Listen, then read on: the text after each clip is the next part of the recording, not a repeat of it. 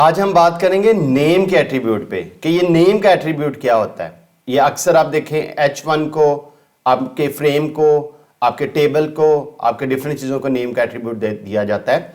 और ये आईडी से डिफरेंट कैसे होता है, चलें आए डिस्कस करते हैं। ये प्रोग्रामिंग विद अदनान के नाम से चैनल है, इसको फौरन से सब्सक्राइब करें। ये प्लेलिस्ट है वेब डेवलपमेंट फॉर बिगनर के नाम से। इसके अंदर आईटी के नगेट्स पड़े हैं जो आपको बहुत ज़बरदस्त डेवलपर बनाएंगे और डॉलर छापने में हेल्प करेंगे।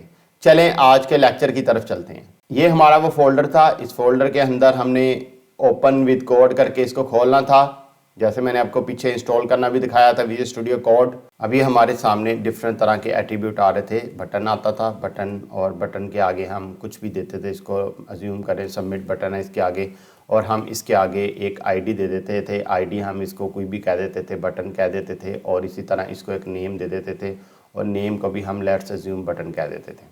इसी तरह बटन के अलावा हमारे पास एक आई फ्रेम था। आई फ्रेम का एट्रीब्यूट जो है वो, उसके अंदर भी हम इसी तरह से एक नेम का एट्रीब्यूट दे देते थे, और इसको फ्रेम कह दें या कुछ भी इसको कह देते थे। सिमिलरली हमारे पास फॉर्म होते थे, और फॉर्म के अंदर भी हम नेम का एट्रीब्यूट दे देते थे, इसको माई फॉर्म या कुछ भी कह देते थे। इसी तरह से सिलेक्ट के साथ हम नेम का एट्रीब्यूट देते थे और इसके अंदर ऑप्शन देते थे। तो ये सारी चीज़ें डिफरेंट जगहों पे हम इसको यूज़ करते थे। लेट्स अज्यूम इसको ए कह देते हैं और इसको नेम का एट्रीब्यूट दे देते थे और माई सेलेक्ट कह देते थे। अब मैं कंट्रोल F5 करता हूँ तो हमारे सामने हमारा वो जो हमने एक वेबसाइट से बनाई है वो खुल गया है। अब वो क्योंकि ये आई फ्रेम ये वो चीज़ें हमें ज़रूरत नहीं है, लेकिन ये खुल गई है। एक डॉक्यूमेंट, एक बोंदा सा एक डॉक्यूमेंट बन गया है।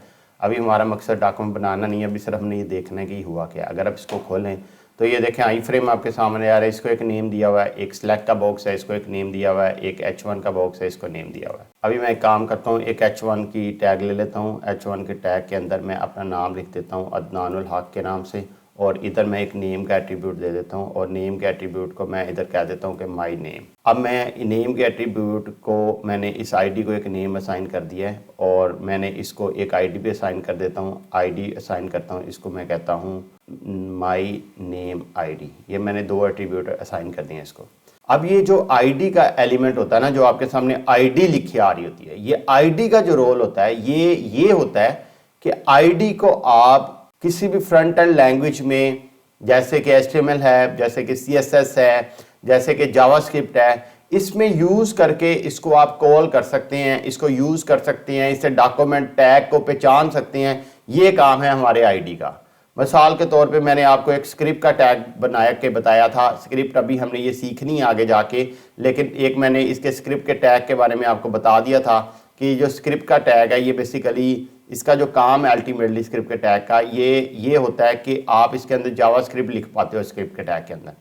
और इसके अंदर अगर आपने किसी चीज़ को कॉल करना है तो document dot gate element by आपने करना है। एलिमेंट बाय आईडी अगर करते हैं तो ये आपके सामने, उसके अंदर आप जाके जब इस तरह से आईडी देते हो तो वो खुद ब खुद उसको डॉक्यूमेंट को कॉल कर लेता है। तो मिसाल के तौर पर मैं इसको कंट्रोल V करता हूँ तो आप इस तरह से आईडी कॉल कर लेते हैं। अब उस आईडी को कॉल किया, उसके अंदर क्या कॉल करना है मैं कह रहा हूँ, इसके अंदर की जो HTML लिखी है उसको आप कॉल कर लो, और कॉल करके उसको आप बराबर कर दो माई नेम इज़ इमरान। तो मैंने अदनानुल हक का जो नाम आ रहा था उसको इमरान से मैंने इसको रिप्लेस कर दिया, और ये हमारे पास एक स्क्रिप्ट लिखी आ गई। अब मैं देखता हूँ कि आईडी से क्या करता है। कंट्रोल F5 करता हूँ और आपके सामने अदनानुल हक लिखा आना था, लेकिन वो रिप्लेस होके अब माई नेम इज़ इमरानुल हक आ गया। ये है जावास्क्रिप्ट का कमाल कि उसने उसे डायनामिक कर दिया, और उसमें आप इसको आईडी के एलिमेंट से कॉल कर सकते हैं। आईडी के अंदर मेन जो फीचर ये होता है कि आईडी हमेशा यूनिक होनी चाहिए। जो भी आपका नाम है, जो भी आपका टैग है, उसकी आईडी यूनिक होनी चाहिए। लेकिन जो नेम है उसमें ऐसा केस नहीं है। नेम जो है उसको भी आप इसी तरह से गेट एलिमेंट बाय नेम से आप कॉल कर सकते हो, और उसके अंदर जो ब्यूटी ये है कि अब वो डिफरेंट भी हो सकता है, वो ज़रूरी नहीं कि वो सेम चीज़ ही हो। दूसरा ये है कि जब भी आप कोई फॉर्म बनाते हैं, मैं आपको एक फॉर्म बना के दिखाता हूँ। जब भी आप कोई फॉर्म बनाते हैं और फॉर्म के अंदर ऑब्वियसली आप एक इनपुट का टैग देंगे, इनपुट के टैग को आप टाइप देंगे, और टाइप में आप इसमें लेट्स अज्यूम के कह दें कि ये टेक्स्ट की टाइप है, और इसके नीचे आप एक इनपुट देंगे, और इनपुट को आप बना लेंगे टाइप इसकी दे देंगे सबमिट बटन, और इसके नीचे मैं एक BR लगाता हूँ, BR लगा देता हूँ, और ये आपका एक छोटा सा फॉर्म बन गया। अब जब मैं इस फॉर्म के ऊपर, आपको पता है कि सबसे पहले मुझे मेथड देना पड़ता है। मेथड इसका पोस्ट है, पोस्ट मेथड देने के बाद मैं इसको एक और चीज़ देता हूँ जिसके अंदर मैं इसको कह देता हूँ कि नेम। अब नेम मैं इसको दे देता हूँ माई फॉर्म।